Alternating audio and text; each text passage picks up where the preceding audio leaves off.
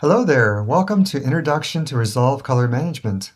I'm Lee Lanier, and I've been a professional visual effects artist and workflow specialist since the 1990s. In this series, we'll discuss the color management system of Blackmagic DaVinci Resolve. We'll discuss the various color management pipelines and how color flows between the various tabs of Resolve, and this includes the new Fusion tab. We'll discuss the advantages and disadvantages of the various workflows. We'll take a look at how to apply lookup tables, or LUTs, and CTLs or DCTLs, and NoFX plugins. I'll be using Resolve Studio 15.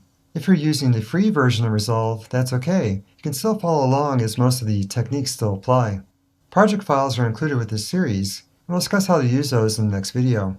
Before we begin though, we should review some important color terminology.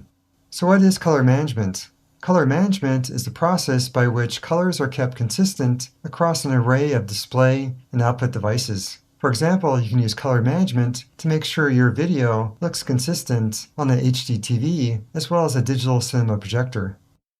Color management uses various color spaces. A color space is a range of colors a device can display or a camera sensor can capture. A color space will use a color model. A color model is a set of primary colors. Digital video and digital imaging uses RGB, or red, green, blue. Equal amounts of red, green, and blue produce gray or white. RGB is additive. If you use the maximum intensities of red, green, and blue, you get white. Color spaces also use a particular bit depth. Bit depth is the number of potential colors or tonal steps a color channel can carry. For example, 8-bit has 2 to the 8th power, or 256 potential colors per channel. Can also work in 10-bit, 12-bit, 16-bit, or 32-bit. Resolve actually works in 32-bit floating point space. That's 32 bits or 2 to the 32nd power colors per channel. So you're looking at potentially trillions of colors for RGB.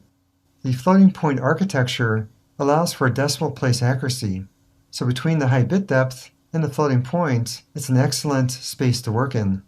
In terms of footage you might work with, the video might be 8-bit or 10-bit, 12-bit, 16-bit, or 32-bit. And we'll discuss how to import and interpret footage later on. So there's some important terminology, and we'll use these terms quite a bit. In the next video, we're going to discuss our first important concept, and that's the difference between display-referred and scene-referred color management. Resolve actually supports both, and each system has its own advantages and disadvantages.